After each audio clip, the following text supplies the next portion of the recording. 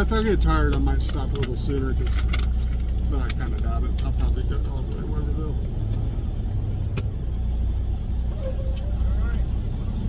You too, brother.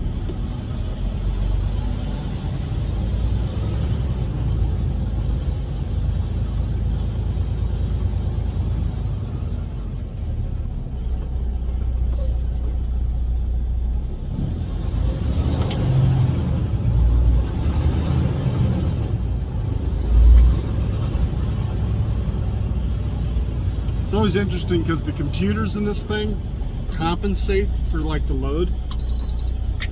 So right when I get empty and I have an empty trailer, it's got more horsepower because it compensates for fuel efficiency and it gives you as much horsepower as it thinks you need. But it takes a little while for it to learn. So as soon as I have an empty trailer or bobtailing after pulling a heavyish load, it gives me more horsepower, makes it kind of get up and go a little better.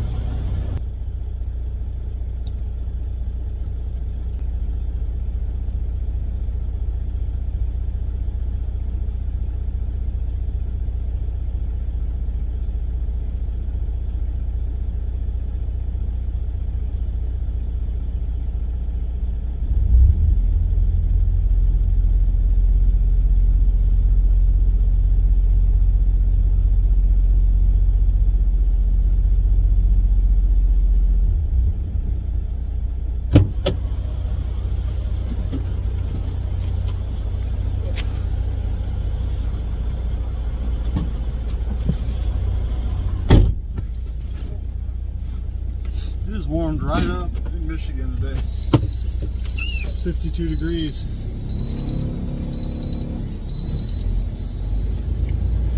Won't beep again? Okay, I beat it. I beat it to the beep. Anyway, head on up to Weberville.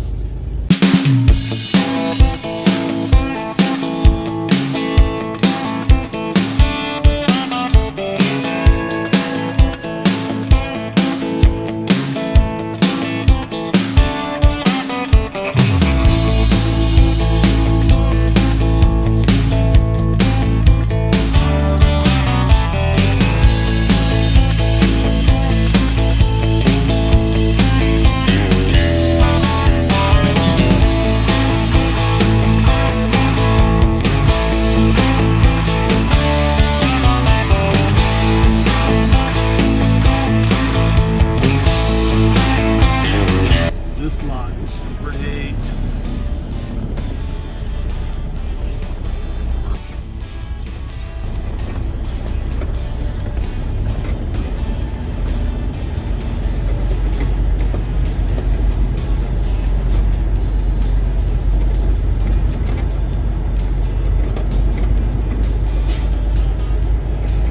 Oh, Jesus.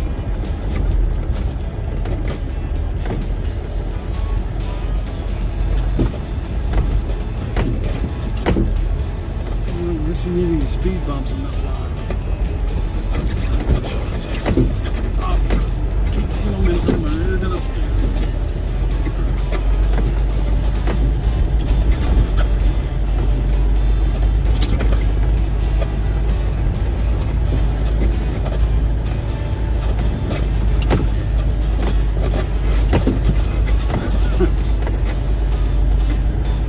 It is not smooth.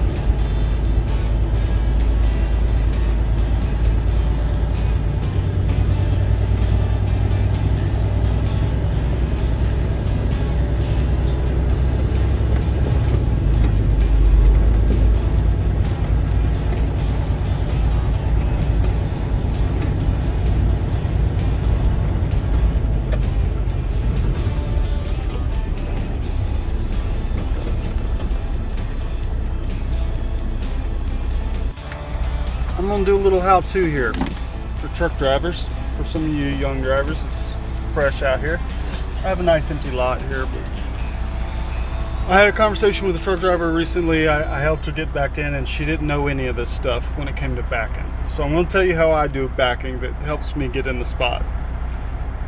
First thing you need to understand, it's 90% of backing is the setup. If you get the setup right, backing is easy as pie. You just have to think about it a little bit. So I'm aiming for this I'm aiming for the spot here just on the inside of this trailer. So I'm going to keep my truck and trailer 5-6 feet away from this thing. I'm going to wait for that trailer to end up where the front of my trailer is directly in front of it. Now I'm going to cut it to the right until I can't see that trailer, the front of that trailer anymore. I'm going to cut it to the left until my truck and trailer are about 45 degrees.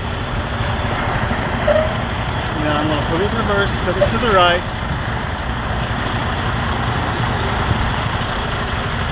And keep an eye on the way your tandems are tracking. I'm about 90 degrees. And I'm going to stop, cut it to the left until watch my tandems track into the parking space. They're tracking a little bit too close. To stop that, I'm going to pull forward and to the right a little bit.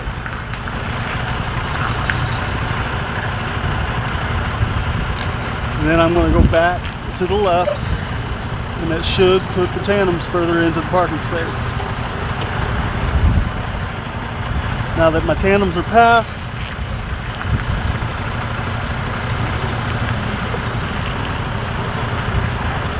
pull her around and stick her in, man.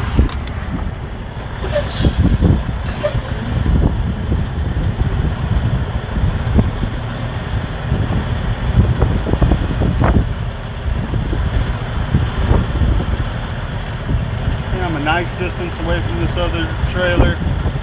I'm not taking up too much space. You can get tighter and really tight lots if you really need to, but that's about as close as I ever want to get to another trailer. That wasn't my best work because I was trying to record the phone, with my phone and stuff at the same time. I made sure the lot was empty. There's nothing around here before I filmed this video, because that you really don't want to be distracted. But those are some tips and tricks that I've used in my career to help me.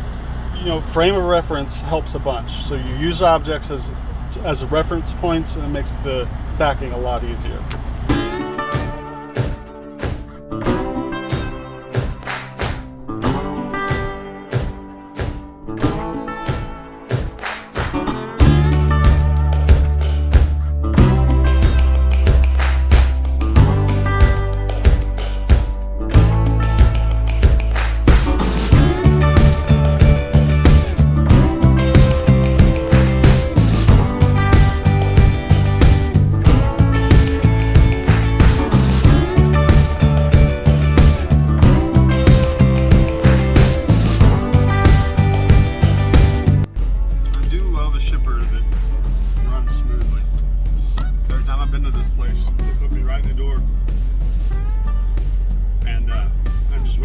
Guy to get out of the door so I can back into it, but he loaded me right up last time. It took him less than half an hour to get me loaded, so hoping it goes that smoothly today. So far so good. But as soon as this guy realizes I'm waiting on him, maybe I don't know why he didn't understand that. I already kind of told him I was going to that door. Anyway, get back in and get loaded. Big boy down south.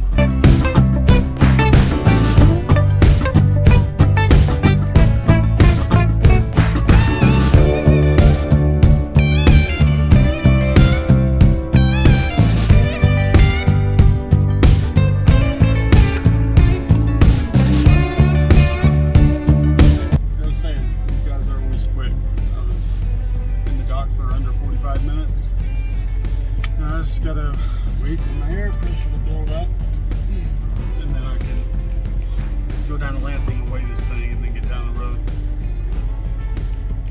I'm not really sure where I'm going to get to tonight. Just depends on how I feel.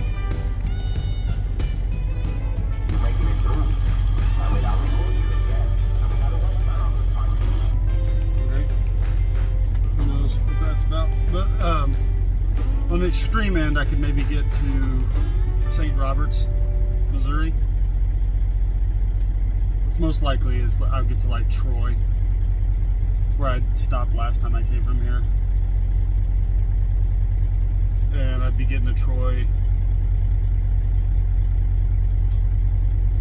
10 or 11 o'clock tonight. And if they don't have parking, then I'll just hide out for 30 minutes and keep going. So And then I'll get up to like St. Roberts or Cuba, Missouri. They got a big truck stop there. I don't like going in there because it's rough parking, like the lots dirt and gravel, so it's kind of rough. But if that's where I end up, that's where I end up.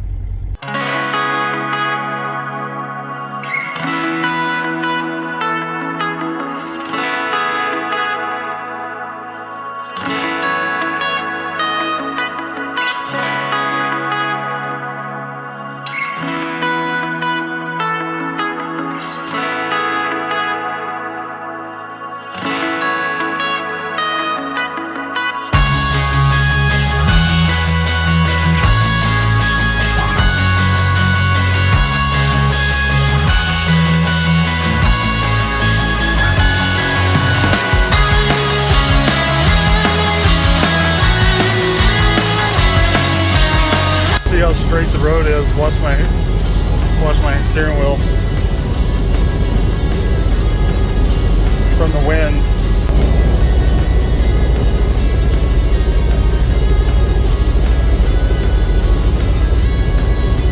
Straight road, man. Steering wheel just fighting the wind. So you know, when you see trucks swerving on the highway, it's not always because they're distracted.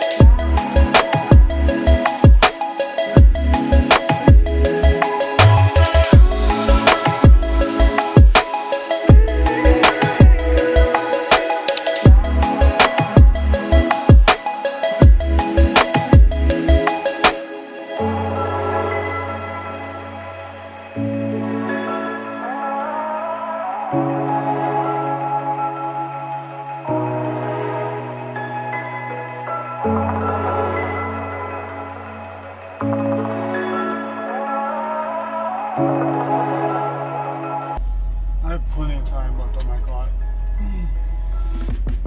Boy, am I not in the mood to deal with traffic anymore. I got time. I'm going to stop, relax a little bit, go to bed. I was getting so irritated over every little thing, and it's just, I don't need to be on the road, and I'm in that kind of a mood. Might as well just pull off. Safer for me, safer for everybody. But I was getting super pissed off about everything. But there was some people doing some really crappy stuff. I mean, I can't even count the times that people cut me off. I mean, right in front of the truck. I'm not even talking about slightly. I'm talking car length in front of me. A semis did it twice. It pisses me off so much. Thank God we have dash cams. But a bind, I wish I did. I was trying to get walking in. That dude, he act like he can't hear me. Standing there on the curb with my dog. Dude comes through the freaking parking lot going 45. He had to be going 45. The dude was this close to me. He's right up against the edge of the curb I'm standing on. In a parking lot, not a highway. I'm not standing on the edge of the freaking highway. I'm standing on the edge of the asphalt in a parking lot. Dude comes flying through there 35, 40 at least. And he was so close, I was able to punch his trailer as he was driving by me. Yep, actually skinned my knuckle because I shouldn't have done that. But I was trying to make a point that he was too close and too fast.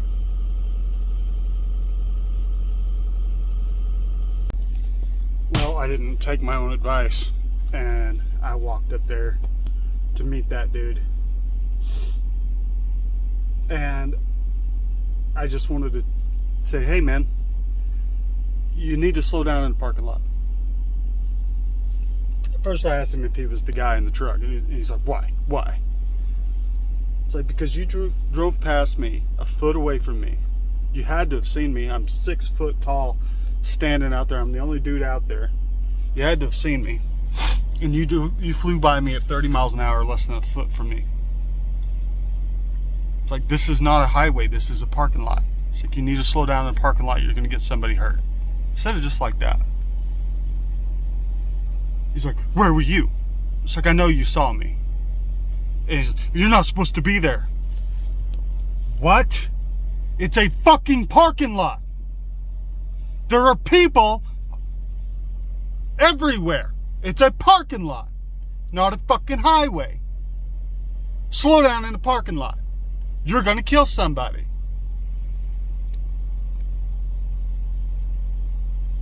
He's like,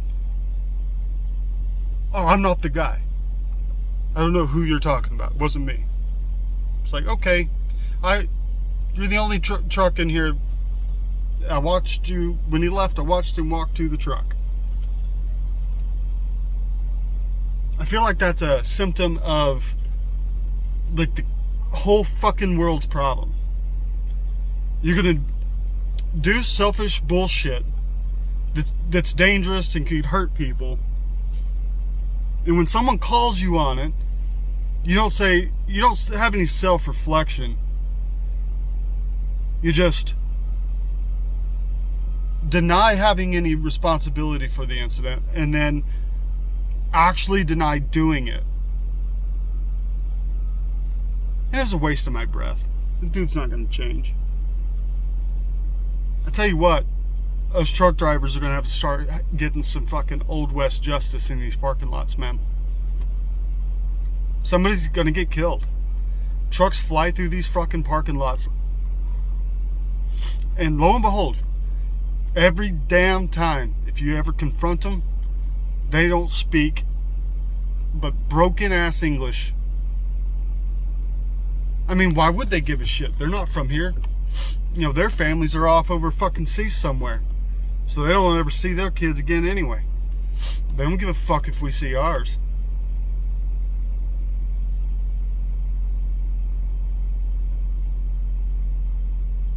All it would have took for me to die is tripping. He flew by me at a foot, going 30 miles an hour in a truck stop. It's a fucking rest area, but either way. The speed limit in this fucking place is 15. Which is still too damn fast in a parking lot.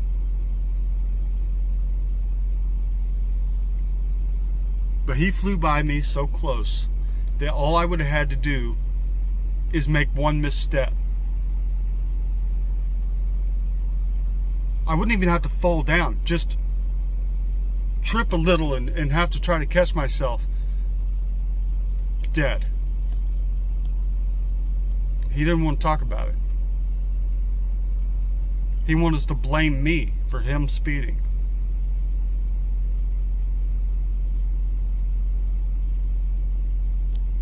Why are you so spunky, buddy? You're being very spunky today. Oh. There's nothing back there for you. Did you drop something? Is your bone down there? Oh, I think his bone's down there. Let me see. Is your bone down here? Let me turn the light on. Oh, you're so smart. Goodness, that's all he wanted. Just told me what he wanted. I didn't expect that. He was just being a goober and started to film it, and he just like pointed to what he wanted. That's a first. I know he's smart, but dang. I stayed here a little longer than I originally planned to, because I was in a bad mood last night. I wasn't necessarily tired, so it took me a little while to get to bed. So now the only play left is just to get there as quick as I can. And last time I did this load, I called ahead and they said I could get there, whenever I got there, and I could wait on a door. So that's what I'm gonna do.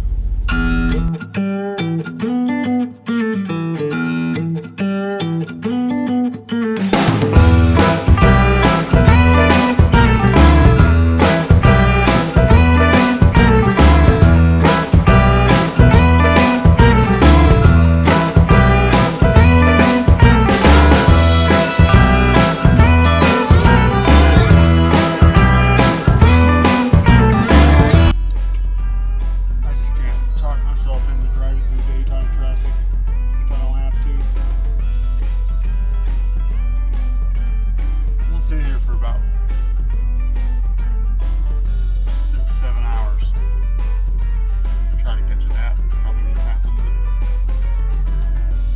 but we'll out of here tonight when everybody else is parked. Anyway, I don't want to drive through St. Louis in rush hour, even in traffic. I'll just wait a few hours here and then feed my dog. I didn't get any sleep, but at least now there's no traffic on the roads. And I'm opening up a space for somebody else.